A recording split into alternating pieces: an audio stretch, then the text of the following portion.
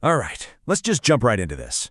We all depend on this massive, intricate supply chain every single day, right? But have you ever stopped to think about what happens when a critical link in that chain, I'm talking an 80,000-pound tractor-trailer, just stops dead on a major highway?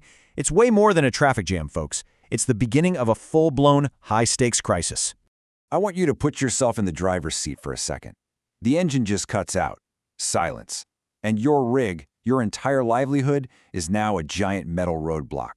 The only sound is the whoosh of traffic flying past you way too close for comfort. That feeling in your gut? Yeah, that's pure dread. Because here's the thing, a breakdown like this isn't just a bad day for one driver. When it happens in the wrong place at the wrong time, it's the very first domino to fall in what can become a massive logistical nightmare.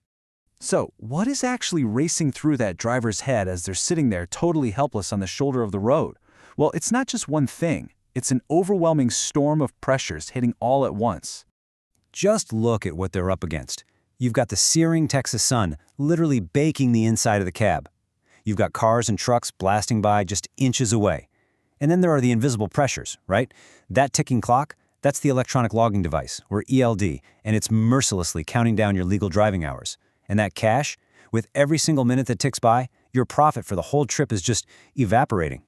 But believe it or not, this whole nightmare scenario is about to get even worse, and it all comes down to one critical factor: location, location, location. As we're about to see, this breakdown happened in just about the worst possible spot. You know, the source for this explainer describes the stretch of I-35 between San Antonio and Austin perfectly. It's not a road. It's the economic jugular of the entire continent. Think about that. It's the main artery pumping the lifeblood of commerce. And the scale here is just mind-boggling. We're talking millions. According to the Texas Department of Transportation, millions of tons of freight move through this exact corridor every single month. It is nonstop. So here's the crucial point. When a truck stops dead right here, especially in one of those construction zones with basically no shoulder, it sends an immediate shockwave through the entire system. Traffic backs up for miles instantly. Deliveries get delayed. And that ripple effect, it hits businesses all across the state.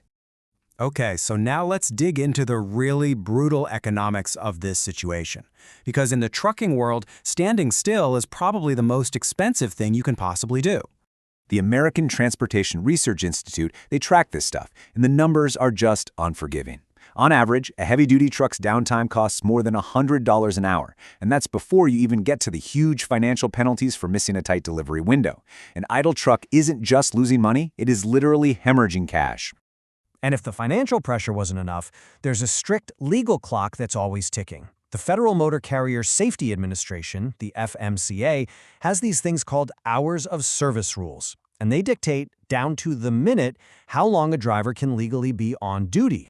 And here's the real kicker. See, a driver gets a 14-hour window to get their work done. If a breakdown and then a slow tow eats up, say, 5 or 6 of those hours, their entire day is completely shot. They are legally forced to take a mandatory 10-hour reset, all because they were stuck. This is why the speed of the recovery isn't a luxury. It's an absolute necessity.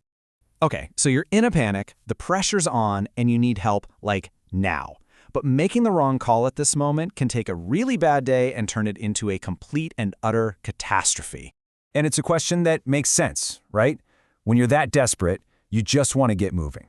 So why not just call the first standard wrecker you can find? Well, as we're about to see, that is a massive and potentially career-ending gamble. Let's just break down why.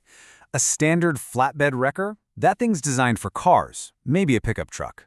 Trying to yank a fully loaded 80,000-pound semi with one is just begging for disaster. You need specialized iron for a job like this, a 50-ton rotator or a heavy-duty wrecker that's actually built to handle that kind of immense weight and complex physics. Because the risk we're talking about here isn't just a little scratch or a dent. An incompetent tow can literally tear the frame right out from under the trailer. It can cause the cargo to shift, creating a super dangerous imbalance. It can, and it often does, turn a simple mechanical issue into a catastrophic total loss of the truck and everything it's carrying. So, what does the right call look like? Well, it's not just about getting a tow, it's about launching a professional rescue operation, one that's executed with almost military-like precision. A real professional response follows a clear playbook. It all starts with a rapid dispatch from a local team, one who knows the back roads to get around the traffic jam they're about to fix. Once they're there, their number one priority is scene safety. Then comes the expert recovery, and finally, safe transport. It is a system, not a shot in the dark. And let me tell you why that safety step is so critical. The shoulder of I-35 is one of the most dangerous places you can possibly be.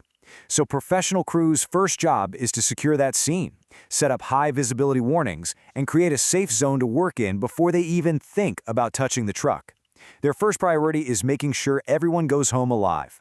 And this is really what defines true heavy-duty towing. It's not just about having bigger trucks. It's about having certified operators who understand the mechanics, guys who know how to drop a drive shaft properly, how to navigate these incredibly complex air brake systems, and how to calculate load distribution. It's a highly specialized skill. And this quote from the source, man, it just gets right to the heart of what this is all about. A professional team understands they are not just moving a piece of equipment. They are handling someone's business, their massive investment, their livelihood, and they treat it with the absolute respect it deserves. So the next time you see a breakdown on the highway, you'll probably still see the traffic jam. But now you'll also know the real story, the one about how fragile our supply chain really is and the crucial, often invisible role played by these specialized heavy-duty recovery crews. They're the pros who show up in the middle of a crisis to keep that lifeline from snapping.